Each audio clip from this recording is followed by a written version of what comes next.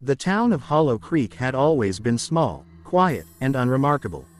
Nestled deep in the forests of Oregon, it was the kind of place where everyone knew each other, and nothing ever really happened, until the winter of 1998. That year, snow fell heavier than anyone could remember, blanketing the pine forests and isolating the town for weeks. But the snow was not the only thing that settled over Hollow Creek. It began one cold evening when Emily Harper, a college student home for the holidays, went for a walk in the woods behind her grandmother's house. The forest had always been a place of solace for her, a sanctuary where she could escape the confines of small-town life.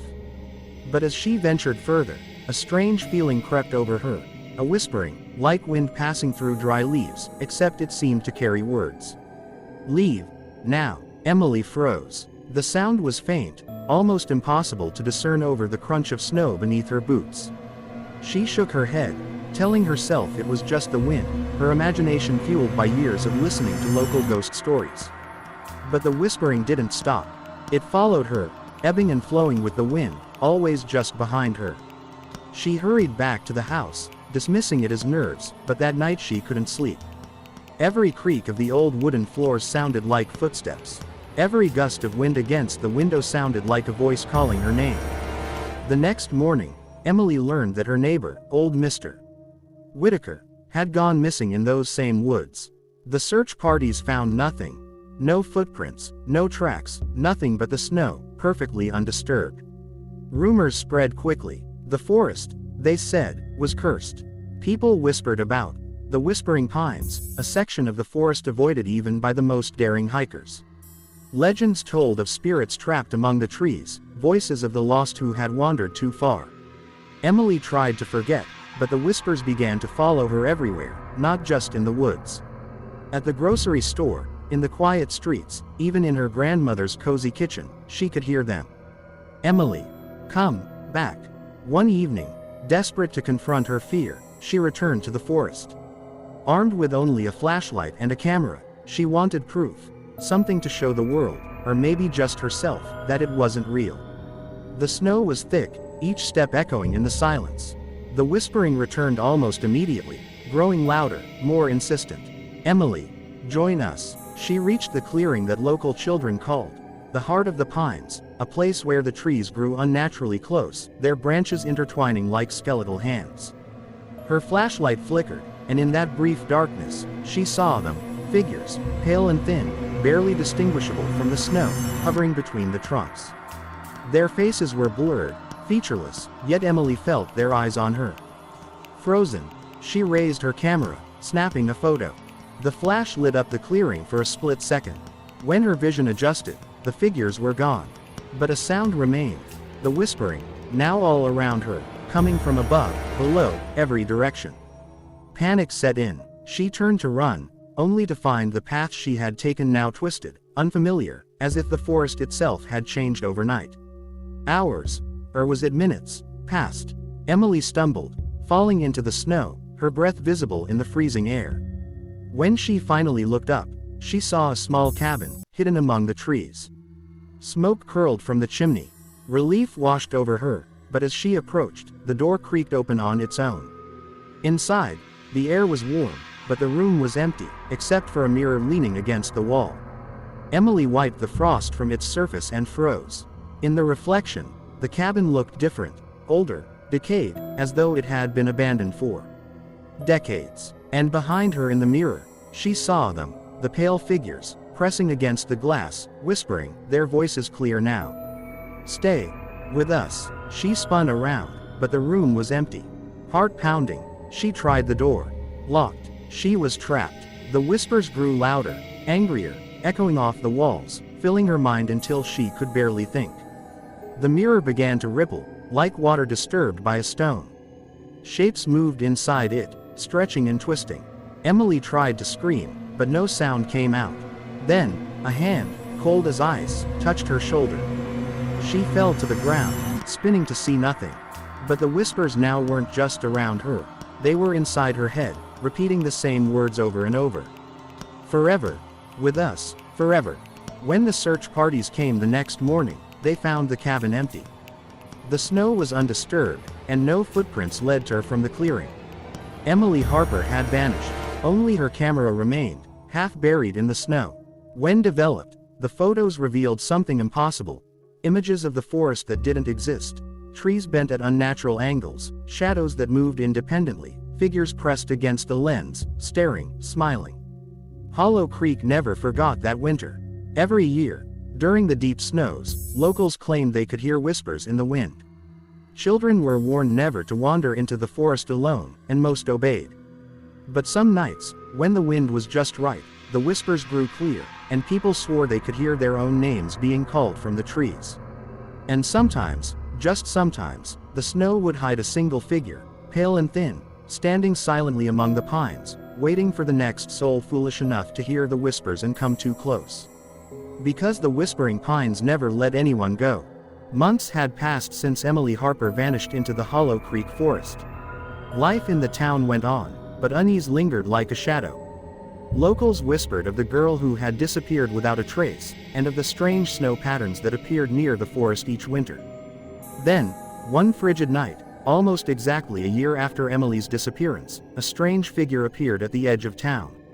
She was coated in frost, her clothes torn and frozen solid, but unmistakably Emily. Her eyes, though, were different, pale, empty, like a frozen lake with no reflection. She walked silently, unnaturally, her gaze fixed on the woods behind the town.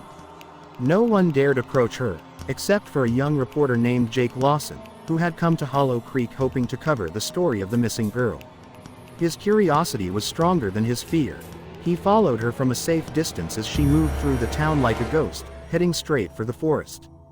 Jake followed her into the snow-draped trees, the crunch of his boots the only sound against the whispering wind.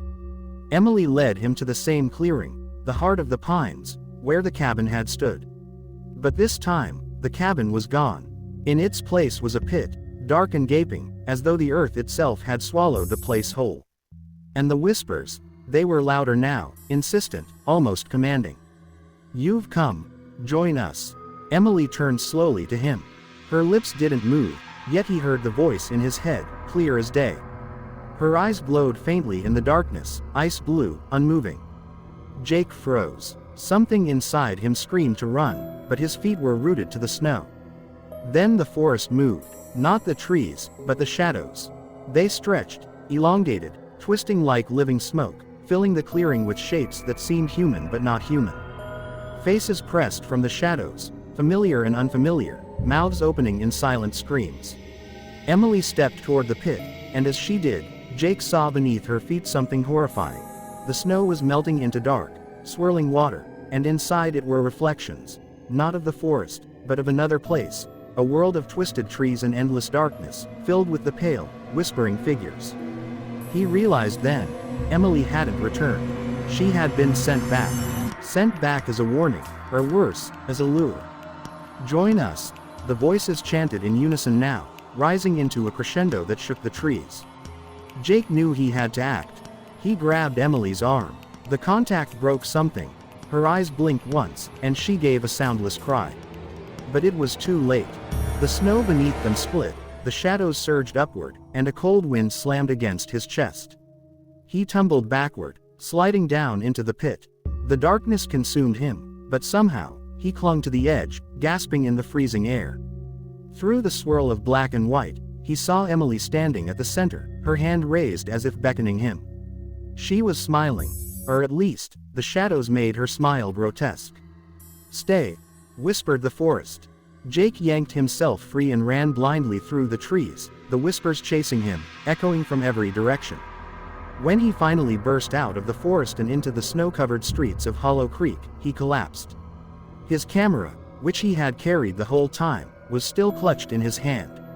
He checked the footage in trembling hands. The screen showed everything. The shadows, Emily's distorted face, the pit that wasn't there in reality, and then, a final frame that froze his blood. Behind him, reflected in the lens, a pale figure, Emily, was standing at the edge of the forest, watching, waiting.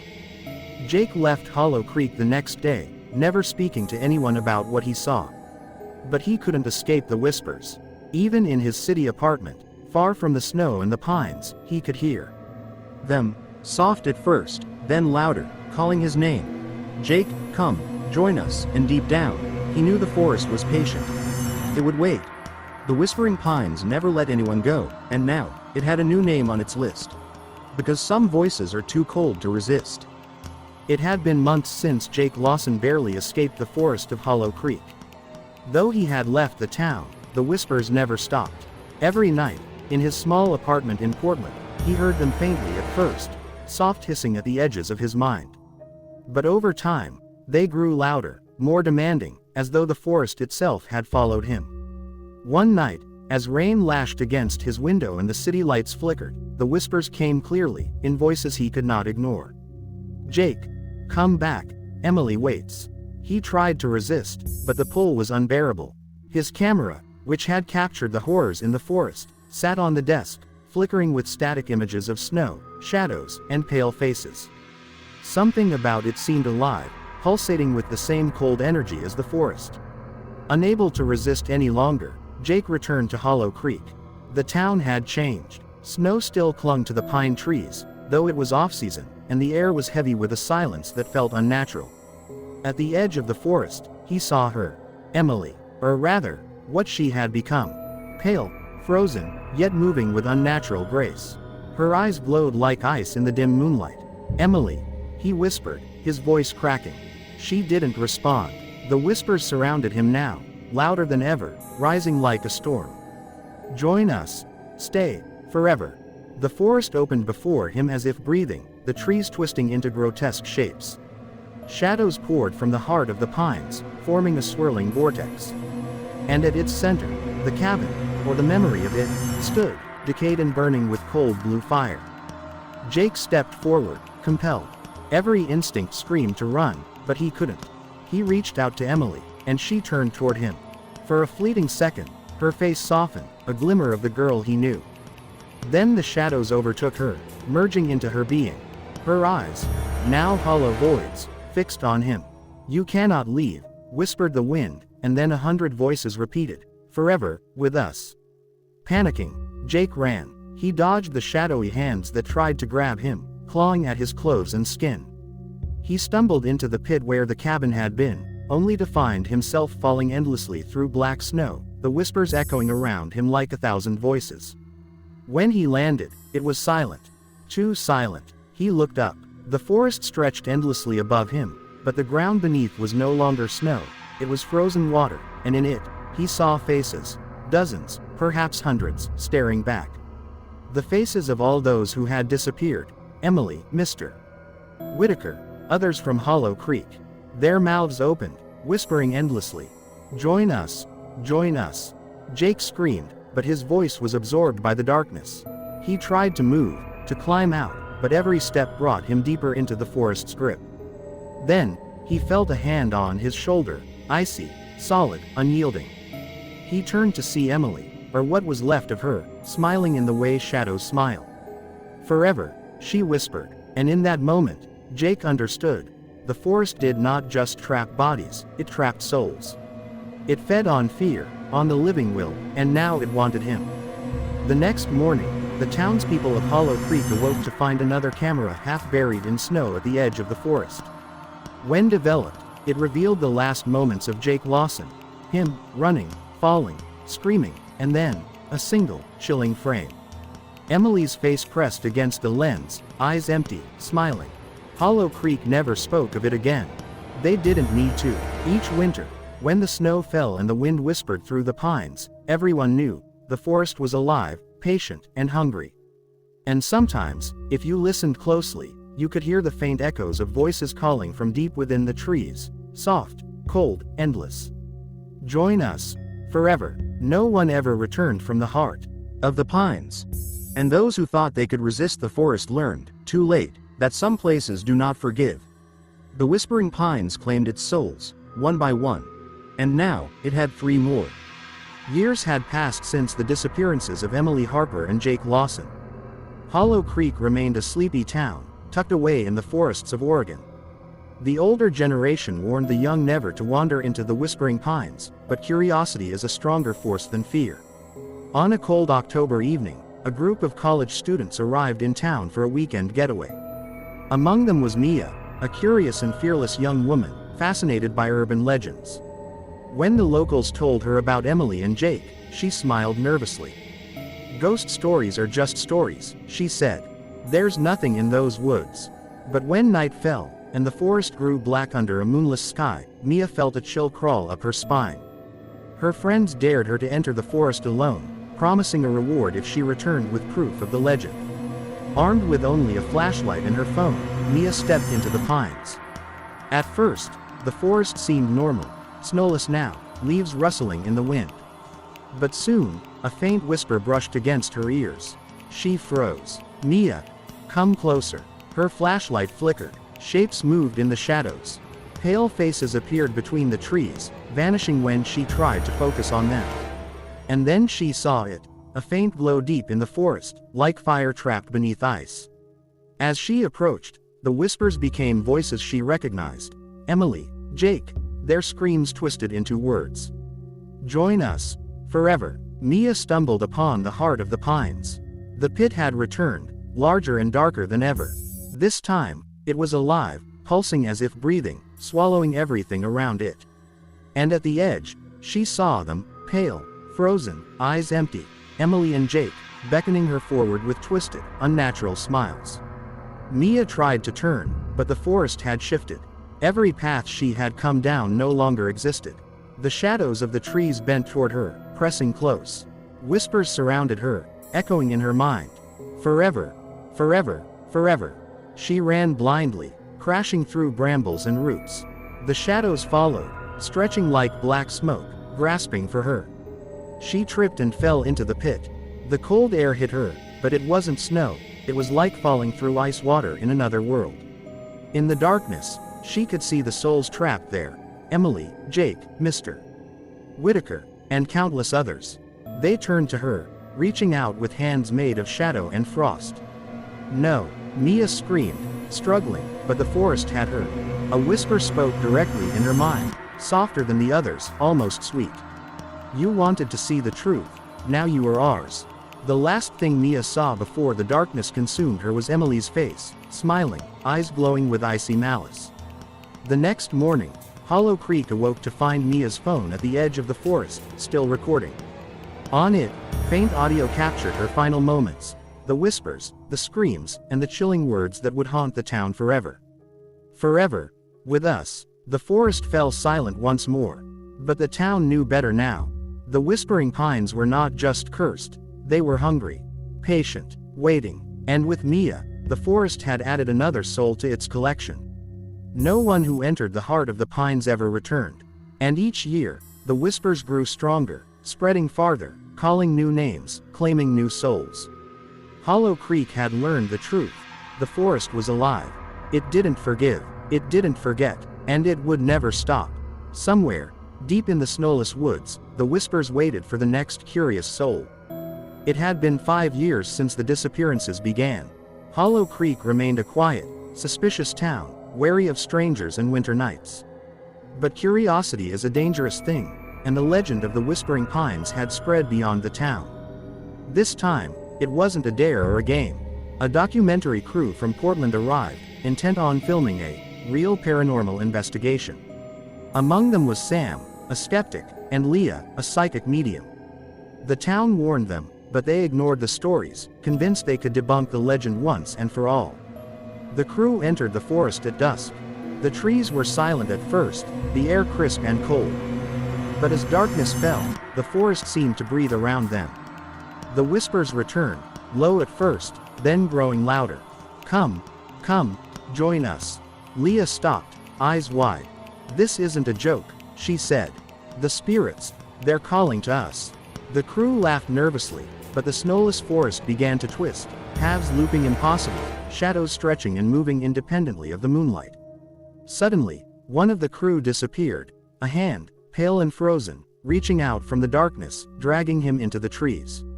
Panic set in. Sam and Leah ran, but the forest had changed, alive and hungry. At the heart of the pines, the pit yawned wider than ever, swirling with darkness. And inside it were all the souls the forest had claimed: Emily, Jake, Mia, Mr. Whitaker. Dozens of others, all pressed against the edges of the pit, eyes glowing faintly, mouths whispering endlessly. Forever, forever, Leah screamed, sensing the weight of their torment. Sam grabbed her hand, but the ground shifted, and the shadows surged, pulling them toward the pit. They struggled, but the forest's hunger was relentless. A voice, deeper than any whisper before, filled the clearing. You have come, now you stay. The trees themselves seemed to reach for them, roots twisting like snakes. Sam tried to resist, but the pull was too strong. Leah extended her hands, chanting, but the forest absorbed the words, twisting them into whispers. Join, join, join. Just as the shadows were about to claim them, Leah struck her talisman into the ground. A blinding light shot from it, freezing the shadows temporarily. Sam and Leah ran, barely escaping the pit's edge. Behind them, the forest shuddered, and the whispers recoiled, but they did not disappear. The crew left Hollow Creek immediately, shaken to their core. Leah warned that the forest's hunger had grown. The souls trapped inside were not just spirits, they were part of the forest now, feeding its power. The whispering pines had expanded its reach. The more the forest claimed, the stronger it became. And in the distance, faint but unmistakable, came the whispering voices, carried on the wind to Hollow Creek and beyond. Forever. With us, forever. The forest waited, patient and eternal. It always had, and it would claim again.